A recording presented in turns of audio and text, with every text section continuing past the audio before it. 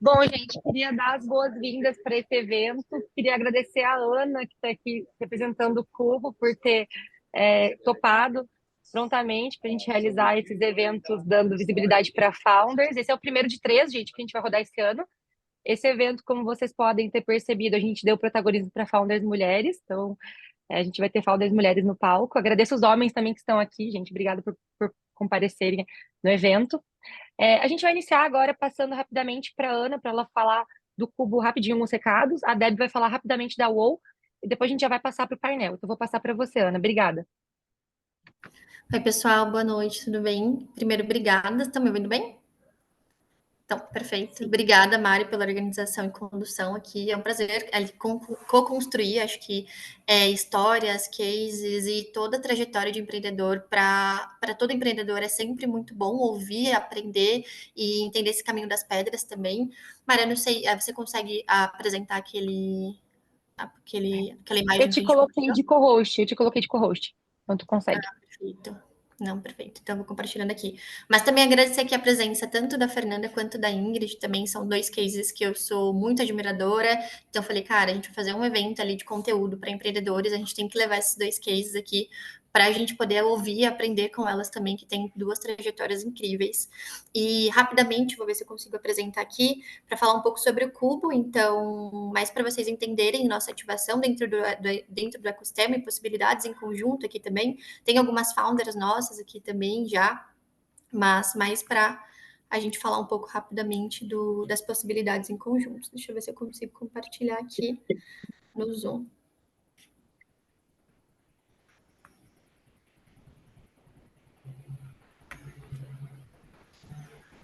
Foi. Estão vendo? Estamos. Sim. Perfeito. Então, de forma bem breve, o Cuba é um dos principais hubs de inovação da América Latina. A gente tem uma sede em São Paulo, mas nós somos ali, de fato, América Latina. Temos startups de todos os cantos da América Latina. E aí, nosso grande objetivo aqui é como que a gente consegue unir os principais players do ecossistema de inovação. A gente tem 4 grandes frentes aqui dentro: startup, corporações, parceiros e fundos de investimento. Então, como que a gente consegue reunir esses players e alavancá-los em conjunto? Então, fazer que eles cresçam e a gente consiga trazer essa serendipidade do ecossistema, essa fluidez de conexão, oportunidade de geração de negócios. E falando especificamente aqui da área de startups, hoje são mais de 500 startups associadas em todos os cantos da América Latina. A gente trabalha toda a jornada empreendedora com esses empreendedores, então desde acesso a conhecimento, a gente tem o Cuba Academy, onde a gente vai trabalhar toda a jornada de necessidade de operacionalização de uma startup. Então, nós tratamos desde Growth Sales, CSCX, Produto e Tech, governança, pessoas e cultura, M&A, Exit. Então, toda a jornada empreendedora a gente trabalha dentro do Cuba Academy, acesso à geração de negócios, então, seja com o próprio portfólio de startups, seja com grandes corporações. Hoje são mais de 80 grandes corporações associadas em todos os setores, então, agro, fintech, educação, retail, marítimo portuário, construir living. Então, o Cubo é agnóstico, mas a gente tem nossas frentes ali de verticalização através dos mantenedores e das soluções também para trazer mais densidade e conhecimento. Então, a gente ajuda o empreendedor nesse acesso ao conhecimento, no acesso a negócios, no acesso a talentos e acesso a capital também através tanto dos nossos fundos associados, hoje são mais de 12 fundos associados, fundos emergentes, fundos internacionais, e a gente também tem esse papel ativo ali de como que eu consigo contribuir nessa aproximação desses empreendedores com esses fundos associados e com fundos do ecossistema. Então, toda a necessidade da jornada empreendedora, a gente vem trabalhando aqui arduamente para como que a gente consegue contribuir e alavancar essas soluções. Estou deixando aqui um QR Code para caso quem tem interesse, quem queira conhecer um pouco melhor como que funciona o nosso processo aqui dentro, para que vocês acessem, e vou também deixar meu contato à disposição ali da Mari para ela compartilhar, para a gente conversar melhor e tirar qualquer dúvida que vocês tenham. Pode deixar, Ana. Depois eu mando pro e-mail de vocês, pessoal. Então, Agora eu vou passar para a Deb também falar rapidamente sobre a UOL, e a gente já inicia. Legal. Prazer, pessoal. Para quem não me conhece, sou a Débora, cuidara de seleção de startups aqui na UOL. Vou compartilhar minha tela, vocês me avisam se estiverem vendo? Tá entrando, Deb. Foi. Oi? Legal. Então, pessoal, rapidamente aqui um pouquinho sobre a WOW, também agradecendo a Ariadne, a Ingrid, a Fernanda, a Ana do Cubo também por estarem topando esse evento, vai ser muito bom. E a WOW, a gente tem um propósito de potencializar pessoas e startups que transformem a realidade. E a gente traduz isso aqui em alguns números, a gente tem mais, já analisamos mais de 8.000 startups nos processos seletivos, temos 159 startups no portfólio, startups aceleradas em 27 bets e 13 saídas. A WOW, a gente tem um fundo de mais de 380 investidores mentores, que são pessoas que vão estar à disposição para mentorar as startups, se elas forem aceleradas. E uma das nossas principais métricas de sucesso, que fora os 13 êxitos que a gente já teve, 22 founders que foram acelerados, de 10 startups, né, que foram aceleradas, eles voltaram para a WOW como investidores. Então, eles passaram por toda a aceleração, fizeram a saída e voltaram como investidores e estão agora à disposição para ajudar os empreendedores também. E hoje a gente tem uma tese bem clara, geralmente a gente é o primeiro cheque das startups, então entregamos um cheque de 100 a 400 mil reais, que os empreendedores escolhem qual o valor na hora que vão se aplicar para o nosso processo seletivo. E a gente tem foco em acelerar as startups no estágio super early stage, então aquelas que estão em busca do product market fit e estejam validando pelo menos minimamente a sua solução com alguns clientes. A gente também é agnóstico quanto a modelo de negócio, setor de atuação. Então, investimos em SaaS, marketplaces, B2B, B2C, de vários setores. E a única contrapartida da nossa aceleração é a equity, que vai ser definido numa próxima rodada. E aí, ainda além disso, a gente ainda tem a possibilidade de fazer um follow-on e co-investir com outros VCs. Então, o nosso principal diferencial de longe é o Smart Money. Então, a gente tem esses mais de 380 mentores que eu comentei e uma comunidade de mais de 400 founders acelerados que estão, inclusive a Ariadne, né, que está aqui na call, que podem, enfim, fazer conexões com vocês. Então, a gente consegue promover as mentorias e os programas são segmentados por estágio de negócio. Quais são esses programas, né, de aceleração? Tem o de validação, que é para startups que estão com foco em validar o Problem Solution Fit, o de tração para startups no momento de encontrar o primeiro ciclo de Product Market Fit e startups. E também um programa de escala para startups que estejam no momento de escalar a máquina de aquisição, conversão e retenção de clientes. Mas uma startup ela pode entrar num programa e passando pelos outros durante a aceleração, então ela pode entrar direto em tração, enfim, depende muito do caso a caso. E aqui eu compartilho só alguns resultados, tem muitas outras startups, né? 159 no portfólio, mas alguns dos nossos exits. E uma nota aí, que foi vendida ano passado para iFood, Movidesk para Zenvia, a Squid para Localweb, enfim, algumas saídas aqui, mais de R$ 500 milhão. E como é que a gente seleciona as startups, né? A gente faz isso através de processos seletivos, são 3 por ano, que a gente chama de batches. E as pré-inscrições, elas estão abertas o ano inteiro, então, para quem tiver interesse em participar no momento que elas não estão abertas, pode se pré-inscrever e a gente avisa quando estiverem abertas as inscrições. E o processo, ele se dá por 4 etapas. Então, eu envio o formulário de inscrição, o time da Boa analisa e passa por uma entrevista com a equipe. Se tiver fit com o que a gente busca, a gente avança essa etapa uma etapa com entrevista com investidores. Então, a gente faz um alinhamento entre o setor de atuação da startup e a expertise do investidor. E aquelas que a gente considerar mais promissoras participam do All Day, que é a etapa final. É a única etapa presencial, geralmente em São Paulo. Então, é um evento bem legal, que a gente une toda a nossa comunidade de investidores para avaliar as startups. E é isso, pessoal. Eu deixo aqui só um QR Code e um convite para se inscreverem no Bet 28. As inscrições elas estão encerrando logo, agora esse final de semana. Então, é os últimos dias, mas fica aí o convite. Vou botar aqui também no chat o link das inscrições, para quem quiser. Obrigada, Deb. Gente, agora a gente vai iniciar, né, o nosso painel mesmo. A Ari vai fazendo algumas perguntas, vai mediando esse debate. Eu vou falar para vocês, se vocês tiverem perguntas, para vocês guardarem ou ir mandando no chat, que a gente vai ter um momento no final, tá? Para que vocês também interajam com os founders que estão aqui. Obrigada. Passo para você, Ari. Olá, boa noite, pessoal. Estou muito feliz, na verdade, por estar aqui mediando, né, esse painel com duas mulheres incríveis, empreendedoras, que admiro muito, inclusive. Então, passo a palavra para a Ingrid e para a Fernanda, para elas poderem se apresentar um pouco, falar sobre as suas startups. Acho que é bem interessante para a gente começar esse painel. Bacana. Ingrid, você quer começar ou quer que eu comece por aqui? Acho que tu pode começar, Fer. Pode começar. Eu vou tentar, Perfeito. acho que não está funcionando muito.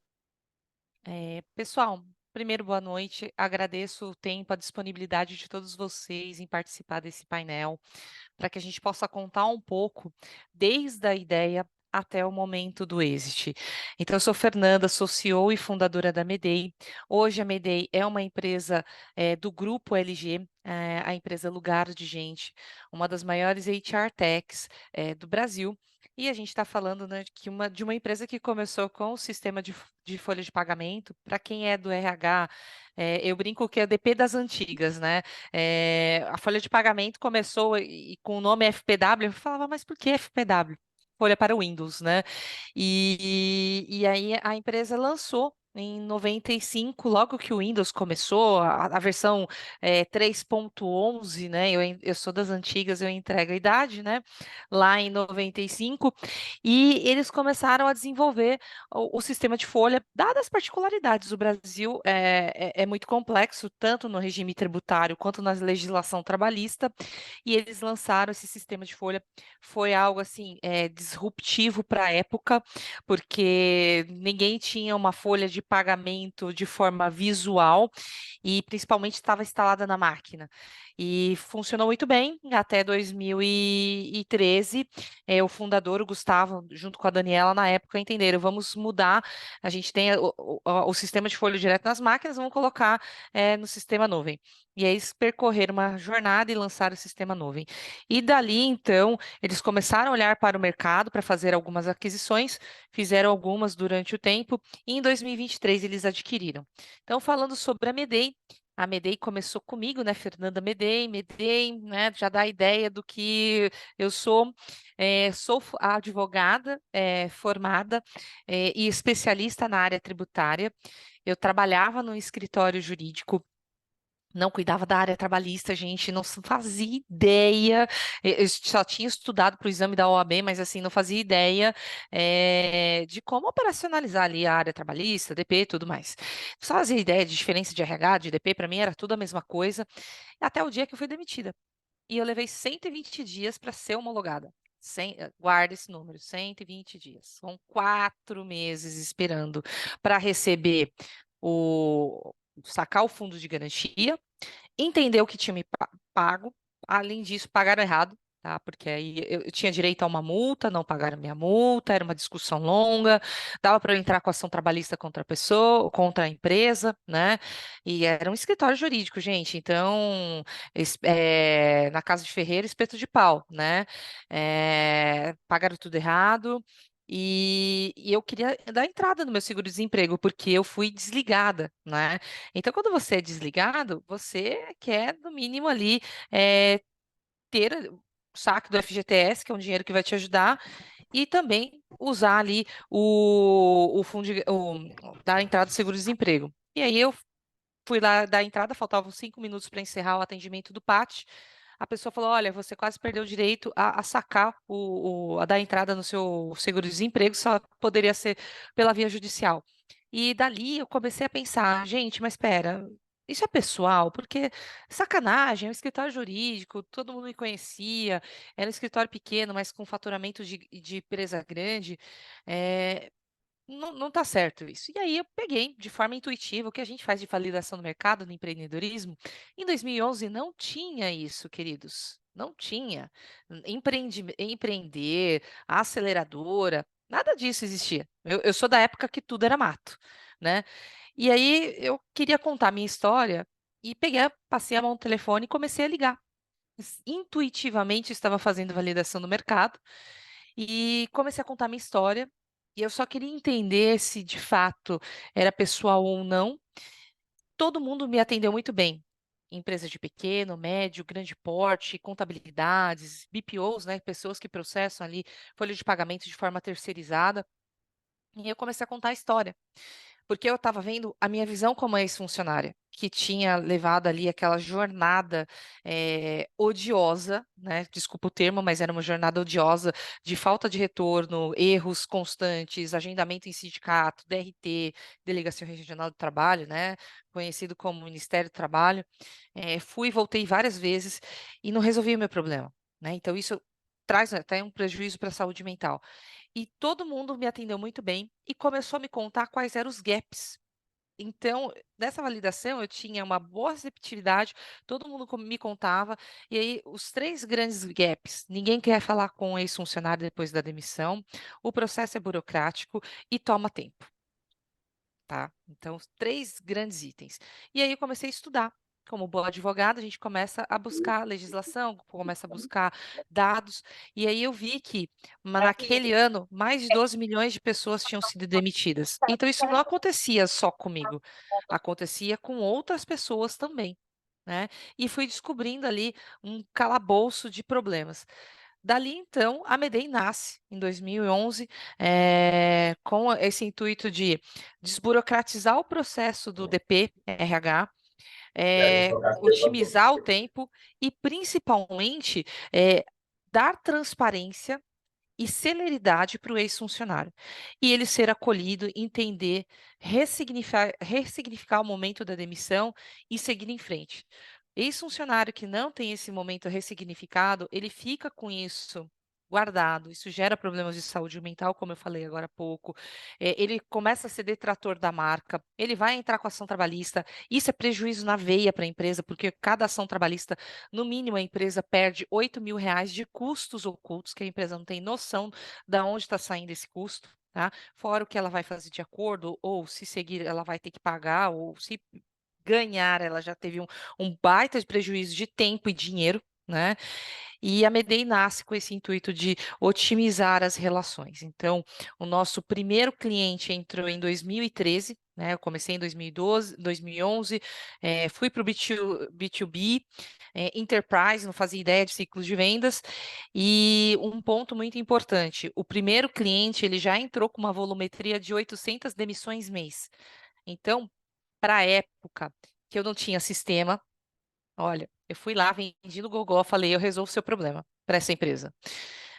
Eu não tinha sistema, eu não tinha funcionário, eu tinha que montar uma rede de prepostos para fazer homologação em todo o Brasil. Eu tive que fazer isso aos 7 meses de gestação, porque foi quando o cliente falou, não, tudo bem, vamos fechar. Eu estava de 7 meses de gestação, então eu estava com a minha filha para nascer e a Medei começando. Então, a gente teve que montar uma empresa em 15 dias, porque o cliente falou assim: eu preciso que o projeto comece agora. Nos 15 dias que ele falou que o projeto precisava começar agora, eu montei na minha casa, fui para um coworking não deu certo, voltei para minha casa, aluguei espaço, contratei 10 pessoas para fazer esse processo. E aí, obviamente, tudo manual. Depois a gente montamos uma plataforma, né, interna, e aí a gente foi mudando com o tempo, entendendo questão de tecnologia, entendendo os problemas. A gente foi implantando ali uma área comercial, entendendo o que era ICP, porque, gente, de novo, sou do direito, humanas, né? Não tinha empreendedorismo, eu tinha sócio não acreditava que a gente era uma startup, tive que pôr o sócio para fora nesse meio tempo, né? Porque a gente estava indo por um caminho que não era aquilo que eu queria. Né? A gente queria desburocratizar esse processo, queria ser tech, queria ser startup, o sócio não concordava, então isso prejudica muito o andamento do negócio. E aí a gente foi evoluindo no tempo. Então, de forma muito resumida, em 6 minutos, a Medei ela nasceu com uma dor, fiz uma validação de forma intuitiva, entendi que existia um problema, olhei no mercado, não existia nada em RH com esse tipo de solução, e aí fui com a cara, coragem e com a conta bancária devedora, né, abri esse negócio que saiu ali do zero, né, para o exit. Então, é uma jornada que ela depende de muita resiliência, resistência e foco. Resiliência, porque você vai levar muita paulada e você tem que voltar para o estado que você né? Então você não pode deixar que as pauladas da vida te moldem. Você tem que ter certeza de quem você é até brinco, né? Na fila do pão, porque tudo vai acontecer, né? Então você vai levar paulada, você volta sorrindo, acenando e continua em frente. Resistência, né? Porque muitas vezes você vai querer desistir, tem dia que você acorda maravilhosa e você vai dormir chorando na posição fetal, porque o problema foi grande, o cliente surtou, funcionário, deu pau, sistema caiu, acabou a energia, né? Você tem uma operação online, acabou a energia, como que você faz, né? Tem homologação acontecendo, esse funcionário ligando para o cliente. Então, como você faz, né? Como que você gera esse dia, né?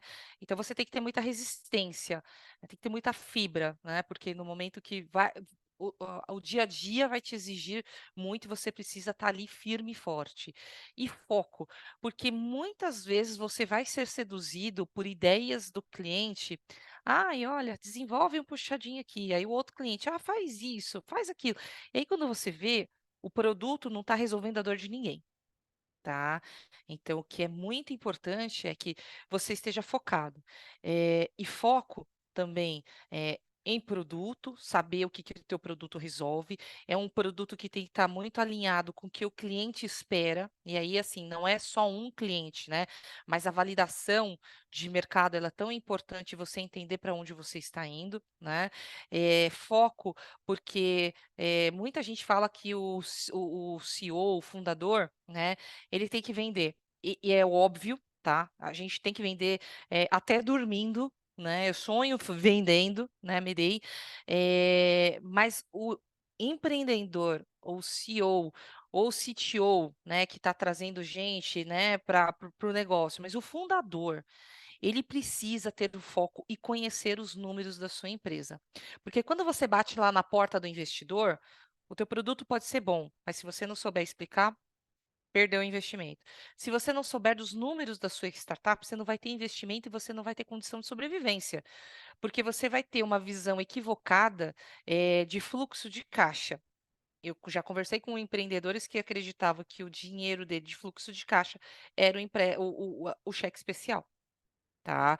Eu já vi empreendedor pegar o dinheiro de investimento full para pagar a folha de pagamento e não ter dinheiro para pagar as contas, as despesas no próximo mês. Então, faça planejamento, conheça dos números, entenda o que é uma DRE. É um negócio chato para burro, né? Eu sou de humanas, de novo, né? Gosto de fazer miçanga, sou de pessoas, eu gosto de falar, mas eu tive que aprender a entender o que era o número da minha empresa, para eu ter pé de igualdade para conversar com o investidor, para conversar com o cliente, saber qual era o meu custo da minha operação, porque qualquer preço pode te quebrar, né? É isso, gente. Obrigada, De Fê. 10 Obrigada. minutos. Não, que isso. Foi bom. A gente vai ter bastante perguntinhas aí para a gente abordando sobre a empresa. Eu acho que está todo mundo muito curioso aí.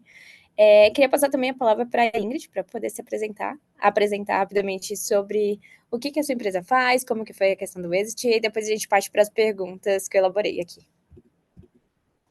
Fechado. Bom, pessoal, super obrigada pelo convite, um prazer imenso estar aqui.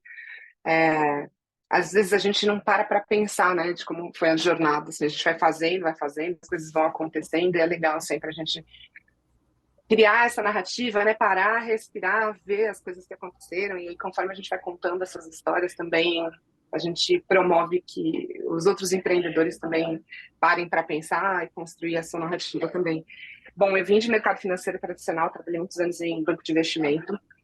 Então, trabalhei 4 anos em Santander, depois fui quase 10 anos de JP Morgan. E aí, em 2016, eu sou economista, fiz engenharia civil. Eu sou mais ou menos de humanas, sabe? Tipo, economia é uma ciência humana, né? Mas eu gosto de uma parte menos humana, um pouco mais técnica também. Eu acho que eu não fico em nenhum das duas caixinhas, assim. E aí a engenharia, quando eu fiz, eu nunca atuei. Eu fiz muito porque meu pai é engenheiro, então eu sempre tive essa influência dele, porque eu trabalhava no mercado financeiro. O mercado financeiro gosta muito de empreendedores não, né? Engenheiros de uma maneira geral. E aí eu ganhei um MBA do JP Morgan, e foi esse MBA que me fez sair do JP Morgan, porque foi um MBA em empreendedorismo e inovação, a gente tinha muito dessas matérias, uma gestão empresarial, assim, como um todo, e aí você passava por várias matérias, né, e algumas dessas matérias tinham a ver com o universo de startups, empreendedorismo inovador, tecnologia, e foi aí que eu descobri que existia um mundo completamente diferente do meu, que estava acontecendo ali uma nova economia, que eu costumo dizer, e que me deixou completamente apaixonada. E eu percebi que a tecnologia ela ia dominar todas as indústrias e eu queria estar do lado de quem ia dominar, não do lado de quem ia ser dominado. Mas eu nunca pensei em ser empreendedora, eu achei que eu não tinha estômago. Até hoje eu acho que eu não tenho. Enfim. Uh, e aí eu fui fazer, quando eu saí do JP, foi em 2016, eu fui fazer uma coisa que muita gente faz quando está nessa fase de transição de carreira, que foi, eu fiz um mini sabático pela Ásia, fiquei 4 meses morando sozinha por lá. E aí eu costumo brincar sempre que eu não encontrei a paz interior, é tudo mentira. Para vender pacote de viagem para lá, não acreditem, não tem esse negócio de comer, rezar e amar, é muito perrengue, muito piriri, mas foi muito legal, porque de uma maneira ou de outra eu consegui sair desse... eu estava muito tempo na mesma indústria, fazendo as mesmas coisas, pegando o mesmo caminho, almoçando com as mesmas pessoas, nos mesmos restaurantes, falando sobre os mesmos assuntos e tendo as mesmas opiniões. E aí eu costumo dizer que se você quer pensar alguma coisa diferente, você tem que ir para um lugar diferente, né? Conversar com pessoas diferentes, andar com pessoas diferentes, enfim. E foi aí que eu pude fazer um pouco dessa desintoxicação, num bom sentido, para pensar coisas diferentes, e me encontraram no LinkedIn, que hoje é uma grande fintech, mas que na época estava começando, tinha mais ou menos umas 40 pessoas, que foi o Neon. Eu fui contratada como diretora, eu não tinha, não era fundadora nem nada, eu era ainda uma funcionária, mas assim, era um empreendimento mesmo, né? Porque estava no comecinho e ganhando infinitamente menos do que eu ganhava no JP Morgan. E eu resolvi dar esse passo para trás financeiro. Na época eu não era casada, não tinha filhos, não tinha ninguém que dependesse de mim, então eu podia me dar o luxo de fazer esse teste para ver se de fato era aquilo que eu queria. E fui como diretora de conta digital PJ. Isso comecinho de 2017. Na época a gente não tinha nenhuma conta digital no Brasil, tá? Nem Inter, nem nenhuma conta que vocês possam imaginar. Assim. E foi muito legal, foi uma jornada incrível e eu fiquei completamente apaixonada por esse universo de fintechs. Quem atendia o Neon na época, né, o escritório de advocacia que atendia o Neon, era o Pinheiro Neto num programa de incubação que eles tinham. E esse programa de incubação, ele permitia com que a gente falasse com sócios do Pinheiro Neto sem cobrar a fortuna de honorários advocatícios, que, por exemplo, o Pinheiro Neto normalmente cobra de grandes bancos, né? E eu infernizava a vida do Bruno Baldutini, que era o advogado lá, eu adoro ele, até hoje a gente é bem próximo, para entender como aquilo parava de pé, como é que um banco podia ser um banco sem licença, se eu não estava fazendo alguma coisa errada, porque meu medo era trabalhar para um agiota fantasiado de startup, sabe? E aí eu falava, pô, mas como isso para de pé? Eu não estou fazendo nada de errado. Porque a única coisa que a gente tem na vida é a nossa reputação, né? Os nossos projetos, eles podem dar certo, podem não dar certo, mas como a gente se comportou, a nossa ética, a nossa reputação é a única coisa de fato que a gente tem. E no mercado financeiro, em especial, se você perde a sua reputação, nunca mais você trabalha em banco. E é a única coisa que eu já tinha feito na minha vida, né? Bom, aí ele pegou e sugeriu e falou assim para mim, Ingrid, ó, não dá, né? Não falou com essas palavras, assim, não dá para ficar aqui te ensinando todas as coisas, até porque, assim, eu vou te dar um olhar muito ainda do jurídico. E eu acho que é interessante você ter um olhar de negócio também sobre esse universo das fintechs. E aí eu comecei, ele me sugeriu para eu começar a procurar entidades representativas, associações. Na época tinha sido a Fintechs, tinha acabado de ser fundada por fundadores de fintech, e eu comecei a participar ativamente e eu fiquei mais apaixonada ainda, falando assim, poxa, tem um mundo novo se abrindo, tem muita inovação que dá para fazer, muito projeto bacana que dá para ser construído em cima dessa legislação nova que está surgindo.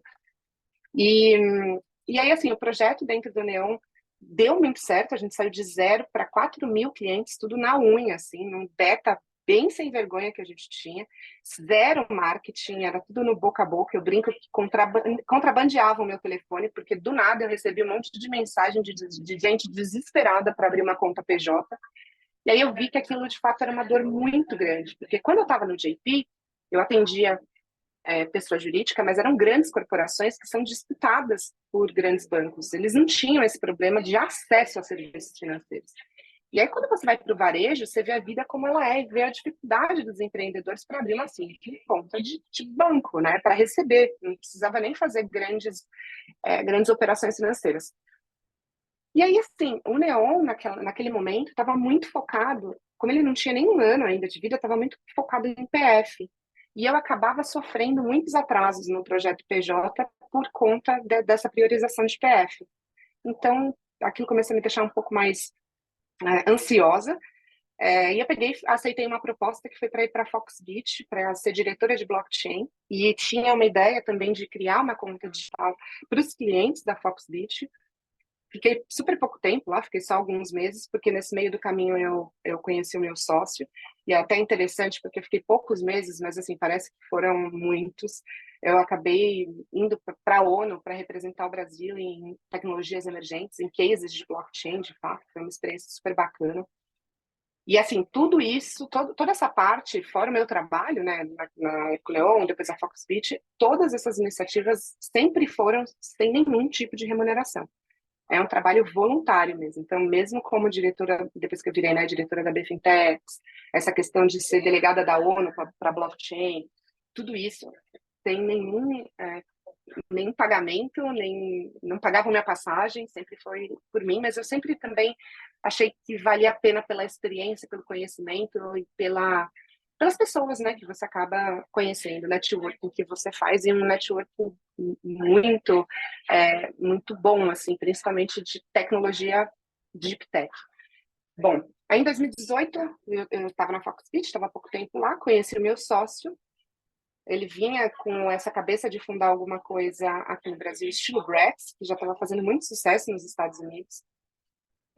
E aí um amigo em comum apresentou a gente, o Reinaldo, que é CEO do mercado Bitcoin, que era concorrente da Foxbit, mas os dois tinham conta no Neon na época comigo, então a gente meio que se conhecia. E, putz, depois de 2 meses, assim, desse almoço, ele me chamou e falou, cara, vamos fazer. Aí eu falei, vamos. E aí no dia seguinte eu já tinha saído da Foxbit e a gente tinha começado do zero o Linker, que nasceu já com essa cabeça de ser um banco digital para pequena e média empresa. Só para pequena e média empresa, porque nessa época já tinham algumas iniciativas de PJ, mas a gente via que sempre que tinha algum banco digital querendo fazer PF, PJ, alguma das duas iniciativas vai sofrer, né? Vai sangrar. Então a gente falou, cara, vai ser sempre PJ para sempre PJ. Isso foi em setembro de 2018. E aí foi quando tudo começou. Então, na verdade, essa questão do empreendedorismo para mim foi uma grande aventura, assim. Nunca, como eu falei, tinha pensado em empreender. Achei que não tinha estômago, mas eu sou um pouco maluca. Acho que todo empreendedor é um pouco maluco. E aí eu não quis pensar nas consequências, eu quis simplesmente topar o desafio. E, de novo, podia me dar ao luxo naquela época, já namorava, mas assim, não estava casada e não tinha, por exemplo, essas obrigações financeiras, porque foram tempos muito escassos financeiramente. Assim, todo o meu dinheiro estava no Linker. Eu brinco que 2019, né, o ano todo de 2019, que foi o ano de construção do Linker, minha diversão era Netflix e vinho barato. Barato mesmo, assim, não podia passar de R$30, porque senão já apertava o orçamento.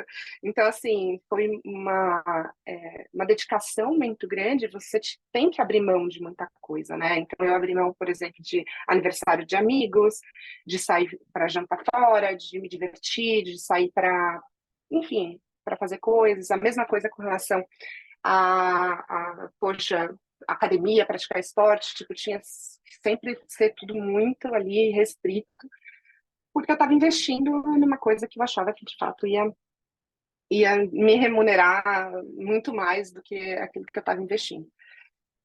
Em 2019, a gente ficou construindo produto, time, e assim, para mim, construir time é o mais difícil, porque a gente não tinha nada e nem dinheiro para pagar essas pessoas.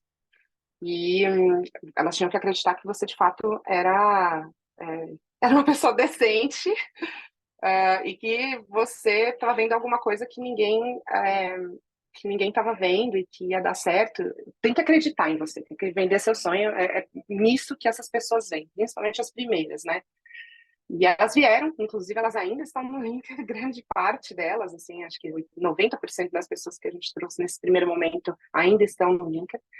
E isso é um orgulho muito grande, porque muitas delas se tornaram sócias, cresceram muito profissionalmente, conseguiram realizar muitos sonhos, assim, e aí você dorme com a cabeça no travesseiro tranquila, porque de uma maneira ou de outra você não enganou ninguém, nem de maneira, assim, né, tipo, proposital, e nem sem querer, deu tudo certo nesse sentido, felizmente. E aí, no finalzinho de 2019, a gente lançou a primeira versão, fizemos um pequeno petit comitê, assim, para esse lançamento, foi em outubro de 2019, e a gente teve uma surpresa super positiva, porque a gente tinha R$ 0 de marketing e bombou, assim, mesmo Natal, Ano Novo, Carnaval de 2020, a gente foi de 0 para 5 mil clientes, completamente orgânicos, então, de fato, a gente validou que tinha demanda, então estávamos corretos com relação à demanda. E estávamos falando com os primeiros investidores, porque, na verdade, a gente estava bootstrap até então, né? Não sei se todo mundo conhece esse termo, mas bootstrap é quando só você investiu na empresa por enquanto, ninguém mais de fora, nenhum investidor de fora chegou. E a gente já estava com essas negociações fechadas, bateu a pandemia, a gente perdeu metade dos nossos investidores. E nesse momento, assim, foi um momento muito tenso, porque, assim, a gente não tinha muita margem financeira, e foi bem desesperador, porque não só teve esse ponto, mas tinha toda a pandemia para você administrar, né? Então, como é que você vai administrar a mentalidade das pessoas, a saúde mental das pessoas, a sua saúde mental? Você não sabe se você vai sobreviver, é um negócio muito maluco que a gente viveu empreendendo. Então, não recomendo empreender na pandemia, tá, pessoal? Então, fica a primeira missão. Bom, aí abrimos novamente a rodada e aí ficamos ali alguns meses para recompor a rodada. Foi muito desgastante, foi um ano que acho que foi bem disparado, assim, o pior ano da minha vida, porque várias coisas aconteceram, a gente estava muito cansado, muito desgastado, já vinha de um ano de 2019 cansativo, 2020 foi aquela loucura. Conseguimos fechar a rodada, e aí, assim, a gente fechou a rodada, na sequência, descobri que a minha tia, que era uma segunda mãe para mim, estava com câncer. Ela não era casada, não tinha filhos, e eu aqui fiquei meio que cuidando dela. Foi uma morte fulminante, em dezembro de 2020 ela faleceu. E aí, como já estava extremamente desgastada com tudo, assim, cansada, assim, parecia que nada andava, né, no planeta. E aí perder a minha tia foi para mim, assim, a gota d'água. Naquele momento eu quase sucumbi. E aí eu conversei com Deus, assim. Eu falei, cara, sério que era isso? Eu fiz tudo errado, então, né? Porque se eu tô fazendo tudo certo, em tese, né? Tudo com ética, eu posso errar, mas não de propósito. E assim, cadê, né? Cadê? Quando que os humilhados vão ser exaltados, né? E eu quase desisti de tudo mesmo, mas eu ouvi uma vozinha falando para eu aguentar só mais um pouquinho. Aguenta só mais um pouquinho. Aguenta só mais um pouquinho. E aí eu revoltada, assim, eu realmente ouvi essa voz, falei assim, gente, mas o que mais que eu tenho que aguentar, né? Tipo um meteoro. E em fevereiro de 2021, assim, 2 meses, né, depois que minha tia faleceu, eu descobri que eu estava grávida. Eu sei como funciona, tá, gente? Mas foi sem querer, porque eu tive um estresse pós-traumático, e por causa desse estresse pós-traumático eu tive várias complicações hormonais, e aí eu fiquei grávida, e aí eu virei e falei, pô, era isso? Era pra isso que eu tinha que aguentar só mais um pouquinho? Mas brincadeiras à parte, assim, sempre me falaram isso, que o bebê vem com pão na mão, né? A criança vem com pão na mão. E eu ainda estava grávida, mais ou menos ali em meio de 2021, começou a pipocar propostas de compra do Linker. Nós não estávamos com essa cabeça, assim, a gente de vez em quando conversava sobre isso, porque vinha uma outra, tipo, conversa, né, nessa linha, mas a gente não tinha batido o martelo, não, vamos. Não, começou a pipocar muito com aquela estratégia de complementar a estratégia de algum outro portfólio. Então, vamos supor, banco grande veio procurar a gente para ter uma vertical de conta digital. Empresas vieram procurar a gente porque, poxa, também queriam uma vertical de produtos financeiros porque os clientes eram PJ. Outras fintechs vinham procurar a gente para complementar o portfólio de produtos, e uma dessas fintechs, que foi a última, foi a OMIE. A gente estava numa outra conversa um pouco mais avançada, mas eles vieram assim, e foi um match cultural muito interessante, muito legal. E aí, dia 1º de novembro de 2021, a minha filha nasceu. Dia 5 de novembro de 2021, eu assinei os últimos papéis da venda. Sim, assinei coisa na maternidade. Ainda bem, né, que hoje em dia é digital. Dia 17 de novembro, eu estava no Cubo com o time, anunciando a compra do Linker. E aí meu marido ficou no carro embaixo com a bebê, aí descia, amamentava, subia, toda inchada, toda bagunçada, enfim. Parecia que tinha saído numa máquina de lavar, mas deu certo. E aí eu tinha 2 anos para ficar na operação, por causa do burnout, né, da negociação. Nesse meio do caminho, eu era vice-presidente da AB Startups, fui convidada para ser vice-presidente, e aí no ano de 2022 virei presidente da associação.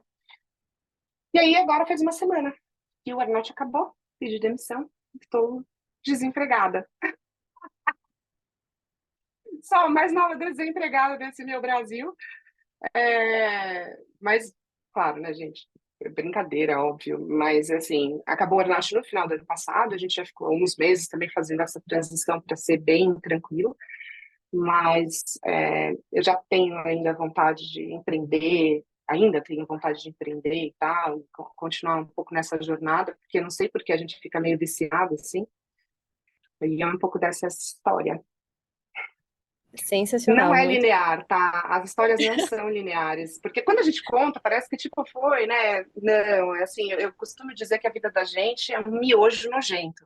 Então, tipo, você vai e volta, enrola, sabe? Aí quando você olha assim, você tá sendo, mas quando você pega um pedacinho, tá tudo embolado, assim, não tem nada linear, mas o importante é acreditar, né, de uma maneira ou de outra, que o que você está fazendo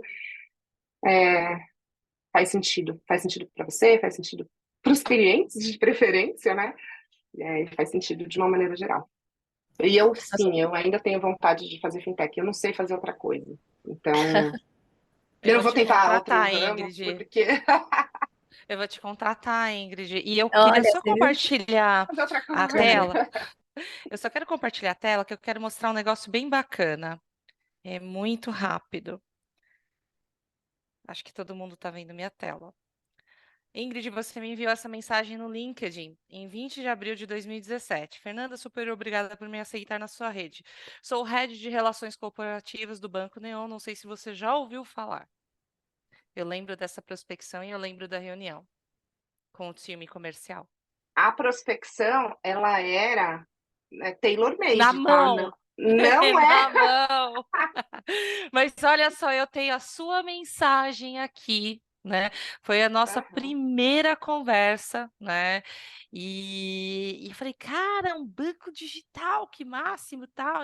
E a gente tinha lá uma questão com o cliente, né? Era uma instituição financeira e a gente tinha que ter uma conta lá na época. Então a gente manteve. Mas aí eu lembro, assim, da nossa conversa aqui.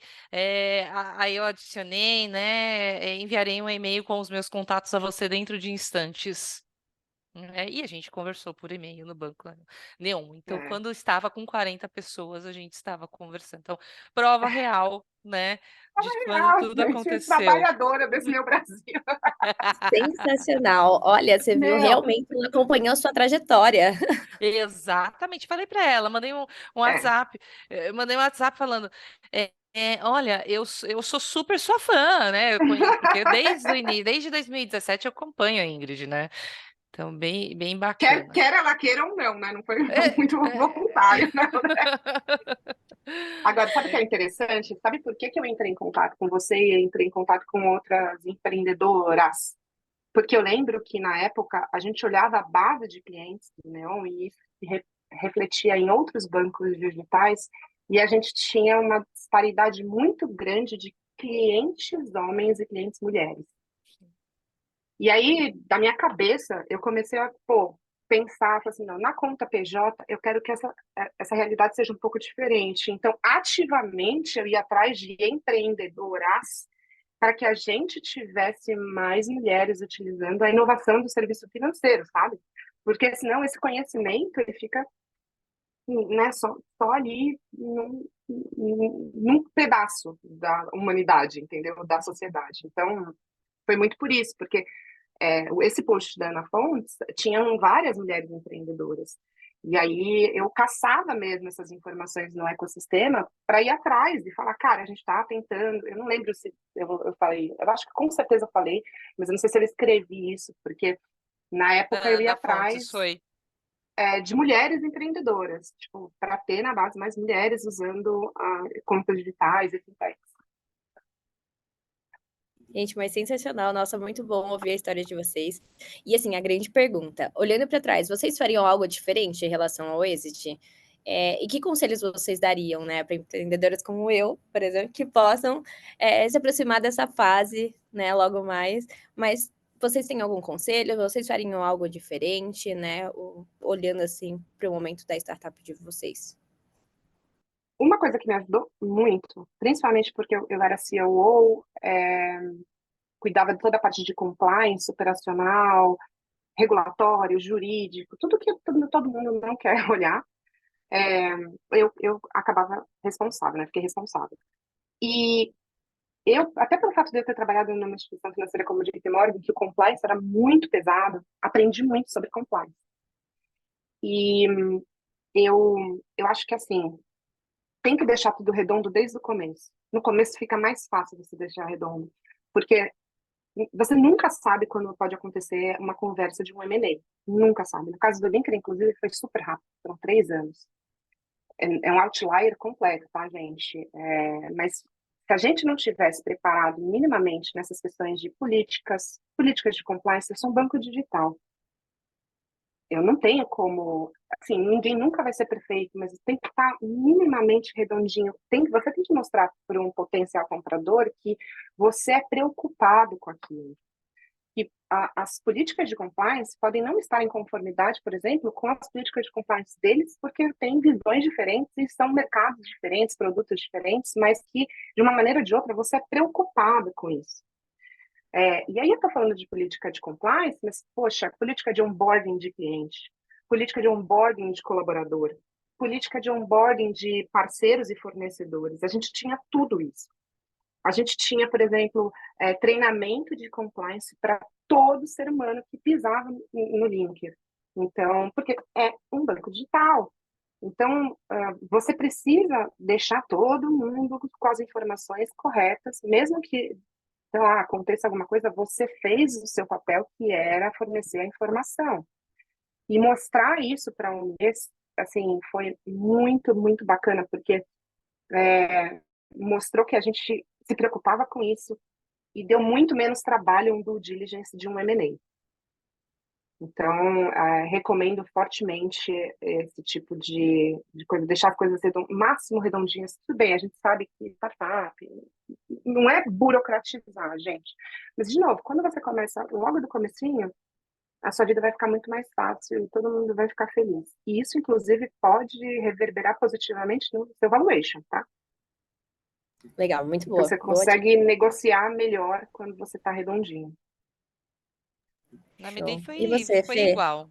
Na Medei foi igual, a gente tinha várias políticas, né? Então, eu sempre pensava, eu quero estruturar a empresa para que qualquer pessoa que olhar para a empresa tenha isso, olhe para a empresa e veja que esteja muito organizada, seja cliente, colaborador, fornecedores.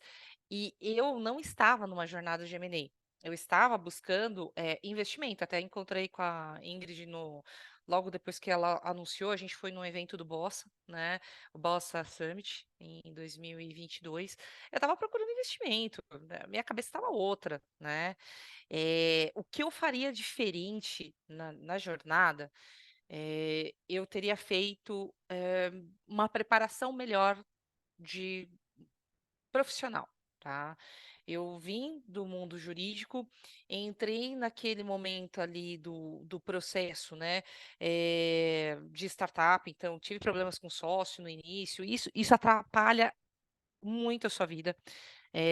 Não teria trazido esse sócio se eu soubesse que isso teria sido tão problemático e que arrastaria ali a gente numa celeuma durante 5 anos, né? Então, o tempo que a Ingrid vendeu o Linker, eu estava ali discutindo com meu sócio porque a gente tinha visões totalmente opostas. E ele entrou como um investidor, né? Só que a falha, né, por não ter conhecimento, na época, foi ter colocado ele no contrato social. Esse foi o grande problema, né? Então, não teria aceitado sócio, teria me preparado melhor, profissionalmente.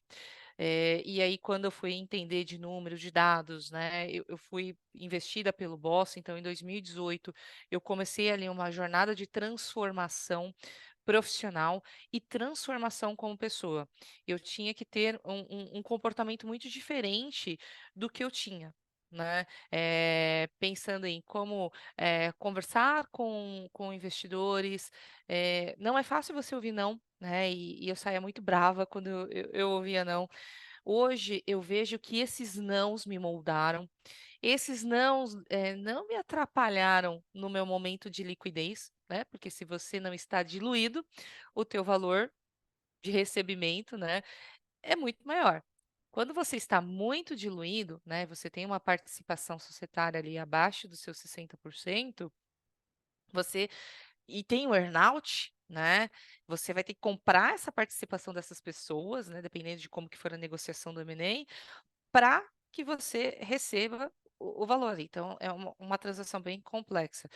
E esses nãos me moldaram a melhorar cada vez mais a Medei. Então, eu lembro de um caso que foi muito emblemático quando eu fui buscar investimento. Putz, tinha passado pelos analistas, tinha passado pelos gestores, estava indo conversar com o partner. Aí o pessoal falou assim: Olha, Fernanda, você está indo conversar com o partner do fundo, vai ser muito legal. Até aí eu estava fazendo a busca de investimentos sozinha, sem uma ajuda especializada. Depois eu contratei ajuda. E aí eu fiz o pitch toda alegre e tal. E aí ele olhou, e esse pitch, a apresentação eu tive ali a ajuda do Bossa, pensamos nos valores, olha, o valor que eu quero chegar e o valor que eu vou pedir de investimento. E ele falou assim, mas para cada real que você está pedindo para mim, você vai me devolver 3? Aí eu olhei, né, fiz a conta, óbvio, né? Sim, né? Eu falei assim, olha, eu quero uma empresa triple, triple, double, double. E você não está nessa fase. E aí eu tinha uma série de coisas que eu queria usar, né, com o dinheiro desse investimento, para que a gente chegasse numa outra rodada, né, com muito mais preparado. E eu fiquei, primeiro que aquilo me afetou absurdamente, porque eu falei, poxa, talvez eu não seja CEO do meu negócio, né? Depois eu parei e pensei, cara, se eu for pedir esse dinheiro, e se eu usar o dinheiro do cliente? Né? Eu estou aqui tão preocupada, tão acelerada em buscar investimento, mas por que que eu estou buscando investimento nessa fase? Então, tá bom, vamos ser inventivos, vamos fazer com o que a gente tem. Obviamente, né? Cortar na carne nossos salários, né? Foi a época assim que eu voltei a dever, não tinha cartão de crédito, tipo, Ingrid, cara, não tinha cartão de crédito. Final de ano, para eu comprar um presente para minha filha de aniversário, eu usei cartão de crédito da minha mãe. Minha mãe falou assim: Sério, filha, que você está fazendo é isso mesmo? Você tem uma empresa, você tem mais de 35 funcionários, você está pedindo o meu cartão de crédito para comprar um presente para sua filha de Natal. Eu não tinha tido 13º, não tinha tido retirada, não tinha tido nada. E aí eu falei assim, sério, mãe, mas vai dar certo. Segura, segura aí que vai dar certo, né? E aí eu preparei a empresa e eu vejo que se eu tivesse pego o investimento com aquele valor que eu tinha buscado, ok, eu tinha atingido o objetivo, mas eu vi que com o dinheiro do cliente eu consegui fazer muito mais daquilo que eu tinha proposto, em menos tempo do que eu tinha falado. Então, teria feito diferente relacionamento com investidores. Veja, não tinha esse conhecimento de startup, eu fui adquirindo no tempo, não tinha profissionalização adequada. Eu fui investida pelo Boss em 2018, então de 2011 que começou a nossa jornada para 2018 foi muito tempo, né? E aí eu fui melhorando a Fernanda como profissional.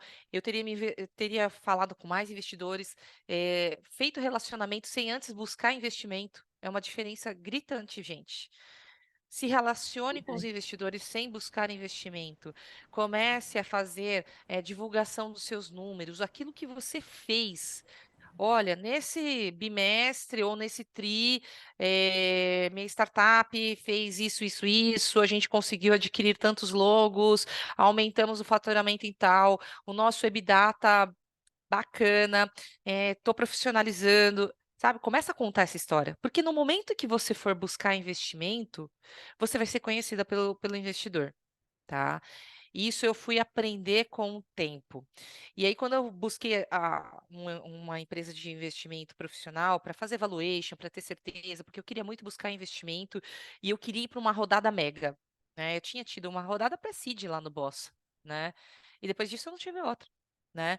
E foi bom.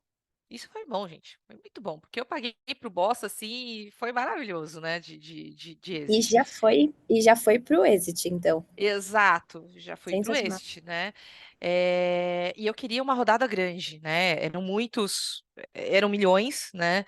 E eu queria essa rodada porque eu queria dar uma baita diferença.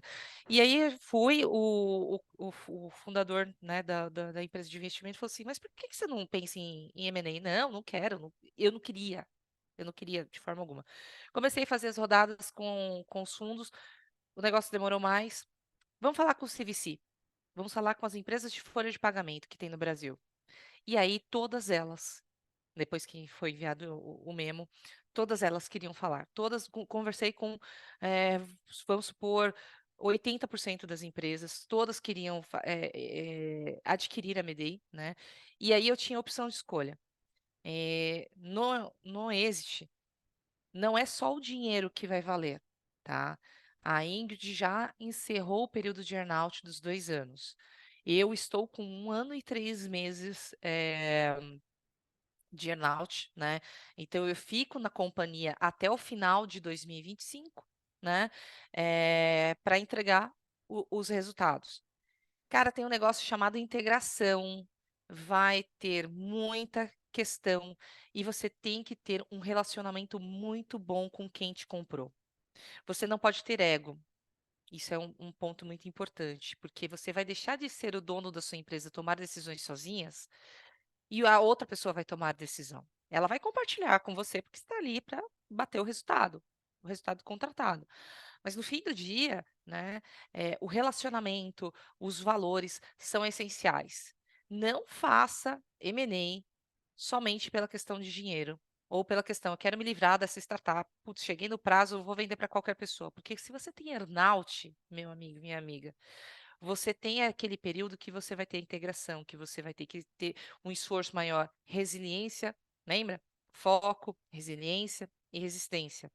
Isso vai fazer muita diferença, porque por trás de quem te comprou vai ter investidores que vai querer resultado, né? E você tem que estar preparado para isso. Então, não é só dinheiro. A gente abriu mão de uma das empresas que estava interessada em comprar, porque a gente percebeu que os valores pessoais eram muito distintos, porque no dia seguinte eles iam desligar o plataforma Medei, assumir a marca Medei, ia ser a empresa tomando conta do nome, todo mundo vai ter que trabalhar em um lugar lost, né? A gente está no ABC, né? Então todos os funcionários eram ali da região, né? E isso teria um impacto muito grande na vida dessas pessoas. E não era isso que a gente queria. Então, tem um ponto muito positivo, e no momento do M&A você tem que ter uma resistência muito grande, porque são advogados das duas partes que estão negociando sobre o seu negócio. Então, a paixão pelo negócio, ela tem que ficar bem quietinha para que você possa fazer uma venda e ter o melhor valuation, porque se começa a brigar aqui, o teu valuation automaticamente pode despencar. Então esteja preparado, como a Ingrid falou, tenha governança, tenha os números super contabilmente, você esteja muito ajustado, fluxos de caixa é rei, tá? Isso faz diferença. Não procure investimento quando você tiver negativo. Procure investimento quando você tiver com valor positivo. Isso faz diferença, porque isso ajuda no seu valor de valuation. E sempre tenha certeza daquilo que você está fazendo. Uma jornada de M&A vai te exigir, uma jornada de investimento vai exigir. Queira saber qual é o jogo que você quer jogar. Essas são Total. algumas dicas, gente. Não, legal, muito bom. É realmente fazer aquele match, né, entre a empresa que está te comprando e realmente a sua empresa, dar aquele match de cultura também, que acho que é muito interessante. Mas tem uma pergunta aqui que vai ser muito massa, assim, para a gente finalizar, que é, agora que passaram por essa experiência completa de criar, escalar e vender a empresa, como vocês veem o futuro do empreendedorismo no Brasil? Que mudança vocês esperam e que gostariam de ver no ecossistema de startup? Acho que é uma pergunta bem interessante aí até para outras pessoas que estão assistindo, que têm as suas startups ou têm uma ideia para colocar, né, para sair do papel. Gente, eu vou responder e vou sair correndo, porque já estão me chamando aqui no outro evento, tá? Estourei aqui o meu horário. Eu acho que agora a gente começa a ver mais fundadores que a gente chama de second time founders, né? E isso é excelente para o nosso ecossistema de startups, porque de uma maneira ou de outra, esses empreendedores, e aí eu me coloco, obviamente, nesse lugar, mas eu ainda não estou no segundo, né? Ainda não estou em lugar nenhum, mas você traz consigo uma experiência que vai fazer você ter erros, sim, mas erros diferentes. E aí, conversando com alguns fundos, eles me falaram uma coisa super interessante, que assim, por que esse Second Time Founder é tão venerado pelos fundos? Dizem por aí que você tem mais facilidade, por exemplo, de conseguir investidores, de você ter uma jornada um pouco mais fácil do que foi a primeira vez. Não sei se estão me enganando, mas eu estou iludida com relação a isso. Mas por quê, né? Porque você, de uma maneira ou de outra, você comete erros mais sofisticados. Então, esses erros primários que eu cometi, a gente não pegou investidor anjo, eu acho que a gente deveria ter pego investidor anjo, porque foi muito pesado para a gente, veio uma pandemia e a gente sofreu muito mais para captar de novo, né, naquela segunda rodada, enfim, várias pequenas coisas que foram erros na minha concepção, meus erros na minha concepção, eu não repetiria, eu não vou repetir. Então, o mercado já chancela um second time founder nesse sentido, mesmo que às vezes você não tenha tido um sucesso ou um exit. Você tenha passado, sei lá, 2, 3 anos e a empresa não deu certo, está no risco, que é o mais normal de acontecer, mas mesmo assim, você passou por algumas coisas e algumas fases que provavelmente você não vai repetir. Então, e isso a gente vê no ecossistema cada vez mais desses novos não, né, second time founders, e isso faz muito bem para o nosso ecossistema, porque deixa o nosso ecossistema mais maduro. Total, muito bom. Muito obrigada, viu, Ingrid? E me conta se realmente é verdade, viu? Logo mais aí, você como Torçam por mim, por eu não estar iludida. Opa, obrigada, viu? Gente. Culpa ter que sair. Tchau, tchau. Fica tranquila. Tchau, tchau. Um beijo. Fê, passo a palavra para você falar aí pra gente o que você acha de como que está sendo, né, esse movimento do ecossistema de startup. Perfeito. Bom, eu vejo que os empreendedores hoje estão mais preparados, né? Hoje já tem uma ideia mais clara das dores que precisam resolver. O Brasil é um celeiro de inúmeras oportunidades, né? Vejo que hoje, né, a segunda leva, né, como o second, né, eu acho que vai fazer total sentido, né, a gente está aqui, né, nessa jornada de earnout, a Ingrid já encerrou, né, a gente tem certeza que o bichinho do empreendedorismo picou, né, e a gente não vai conseguir parar, né, quando fizer todas as entregas, né.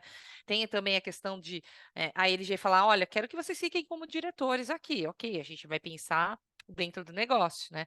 Mas a grande maioria, né, quando a gente vê em exit, os empreendedores ficam durante o período de earnout, tem ali a entrega dos resultados, alguns ficam um pouco mais de tempo, 6 meses, 1 ano a mais, outros já saem na finalização.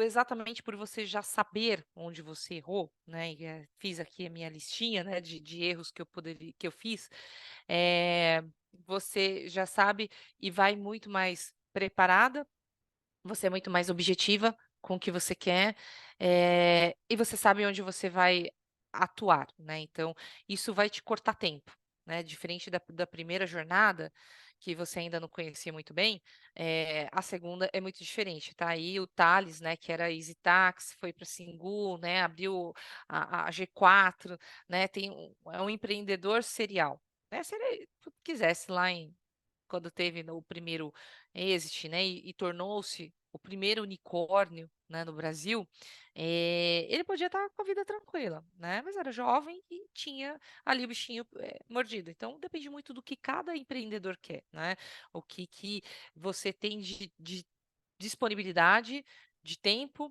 de vontade, né? Porque a segunda jornada, como você já sabe, você vai querer cortar caminho, mas você vai querer fazer muito mais rápido, né? E o fazer muito mais rápido muitas vezes também não pode ser com qualidade. E também entender o que você vai querer fazer com essa segunda jornada. Você vai querer vender? Você vai querer ser dono da sua empresa? Você vai querer ser um unicórnio? Então, para cada visão que você tem, você já sabe qual vai ser o caminho a ser trilhado numa segunda safra. E aqui eu convido para que vocês pensem, avaliem o que eu quero para minha startup hoje. Eu quero subir, chegar no investimento, chegar no IPO, eu quero me tornar um unicórnio, eu quero internacionalizar e ter reconhecimento, eu quero ser dono do meu próprio negócio para sempre, né? Eu quero ser adquirido por alguém. Então, são as perguntas, e de acordo com o que você escolher, você foca para você buscar esse resultado, porque vai te fazer mais feliz. Se você não tiver claro para onde vai o teu negócio, você vai ficar rodando e isso não é bom. Sensacional, muito bom.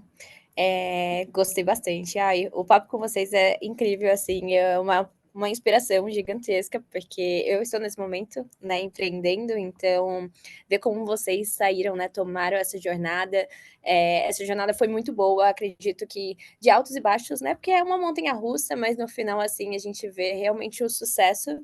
E eu vou abrir até para perguntas, até se tem gente que tem alguma pergunta para fazer para Fernanda. A Ingrid, ela teve realmente que sair, mas a gente pode fazer a pergunta para a Fernanda, porque a Fernanda também tem muita coisa aí para compartilhar com a gente. Ela sabe realmente como é o momento de empreender, sabe que essa jornada é um pouco solitária, né? E eu acho que essa troca de insights é sensacional. Então, se alguém tiver alguma dúvida e queira colocar aqui no chat, a gente está super à disposição. Você quer falar, Vinícius? Eu vi que você levantou a mãozinha.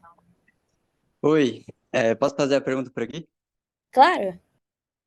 Então, a minha pergunta é não só para ela, mas enfim, para todas as empreendedoras aí. Primeiramente, parabéns, né? Eu, como homem aqui, me sinto privilegiado de estar num evento aí afirmativo para mulheres. É muito bom, inclusive, isso aí. Mas, assim, a minha pergunta tipo, eu queria saber se vocês contabilizam as horas trabalhadas dos colaboradores, assim, como que é essa questão de cultura dentro da empresa, tipo, metrificação, até onde que é microgerenciamento, até onde que é gestão de produtividade, como que vocês enxergam isso aí? Fê, você Perfeito, responde? posso responder. Muito que a Ingrid falou e também eu comentei, o compliance ele é muito importante, né?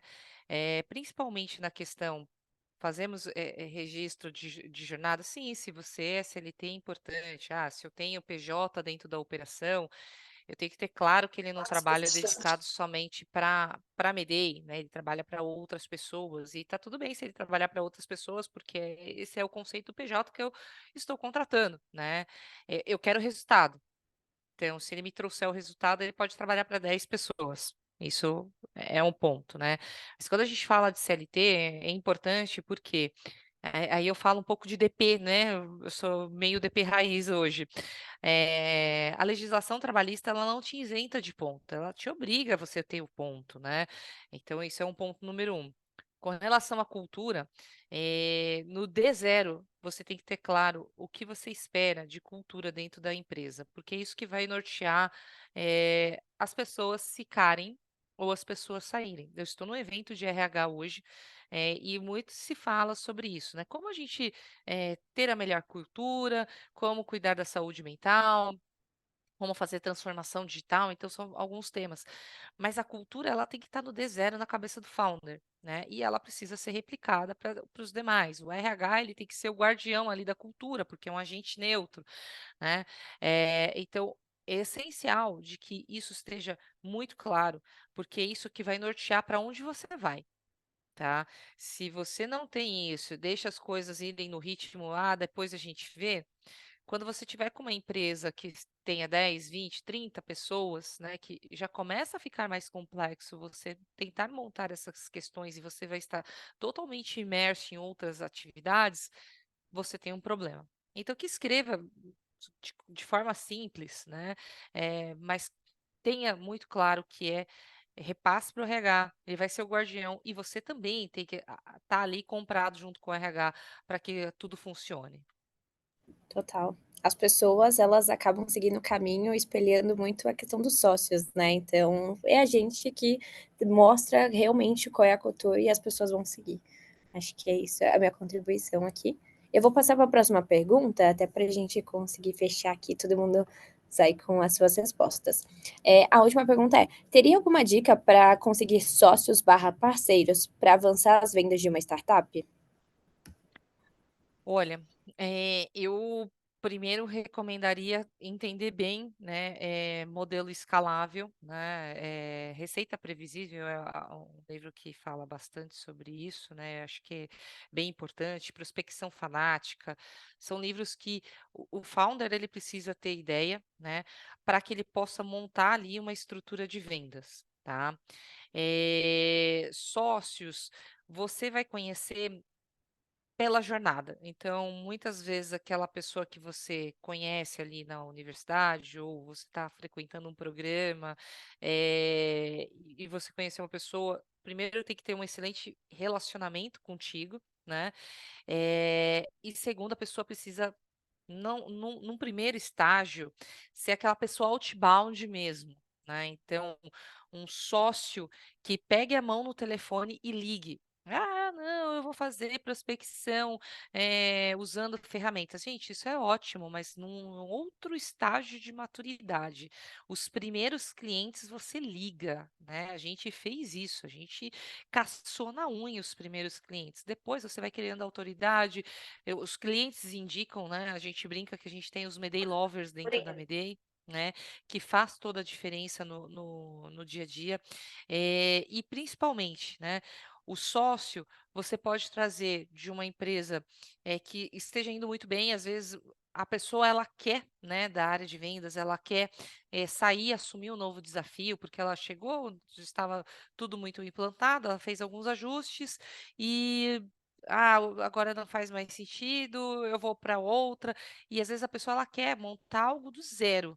Então, pessoas que queiram montar algo do zero, que tenham conhecimento e escalabilidade, que sentem e façam o que tem que ser feito, de pegar a mão do telefone e ligar, ensinar ali o time, ser didático, ser analítico, eu sei que é difícil esse perfil, né? Tipo, ter o gnomo ali no final do arco-íris com um pote de ouro, mas você consegue encontrar. Hoje, e aí eu tô falando depois de anos de jornada, eu consegui ter um head que realmente entende o que eu quero.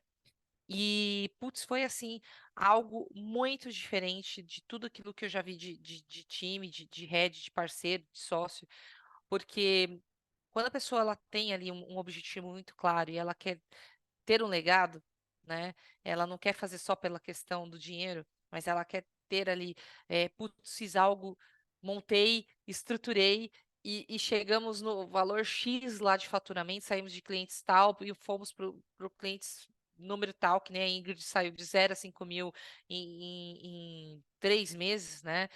3, 4 meses de operação, isso faz diferença. Né, tanto que as pessoas continuam no link. E esse head, ele vai ficar lá com uma participação dentro da Medei, porque ele quer construir uma história junto com a LG. Então ele está muito focado nisso. E focado também em construir ali um time, uma base bacana. Em 3 meses dentro da empresa, ele conseguiu superar o ano de 2023 de vendas da Medei. Então, é muito importante que as pessoas estejam compradas contigo no mesmo sonho, sabe? Que vamos junto, vamos fazer, e não importa como, eu vou sentar, vou entender, vou vender e fazer pelo exemplo. Então, isso faz total diferença, Felipe, para você escalar, tá? E a escalabilidade, ela começa inicialmente com vendas outbound, embora muita gente não goste, mas é o que faz a diferença. Hoje, o nosso time é outbound 100% e funciona muito bem. Ah, o RH não atende. Ah, atende sim.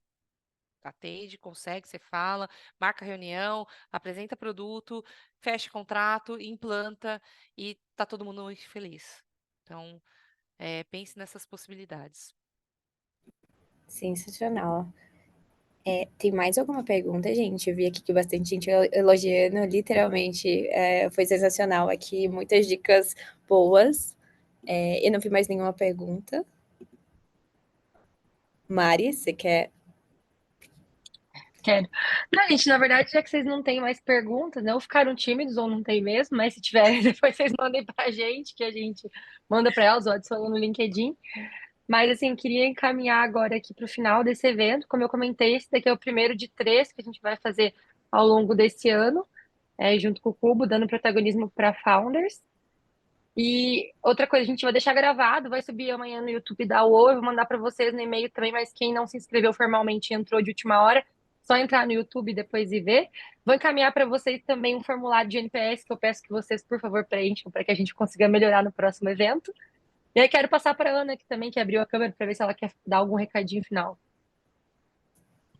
Não, só agradecer mesmo a participação, a Fê e a Ingrid também, que já não está mais aqui, pelo compartilhamento. Eu acho que a gente aprende muito pelo exemplo, pelo direcionamento de quem já passou. Então, que vocês saibam que a trajetória de vocês é muito importante aqui, tanto o que vocês passaram, como o que vocês aprenderam, principais desafios e aprendizados, porque isso ajuda muito aqui os empreendedores na jornada. Então, muito obrigada pelo tempo de vocês, Débora, Ari também, a Mari, pela organização. Então, esses eventos são super importantes aqui para o desenvolvimento mesmo da jornada empreendedora, para a contribuição, e é isso que a gente promove aqui e continua à disposição. Gente, obrigada pela participação. Tchau, tchau, gente. Boa noite. Obrigada. Pelo convite, viu? E arrasaram. Valeu, tchau, tchau. Tchau, Uma boa tchau, noite. gente. Boa noite.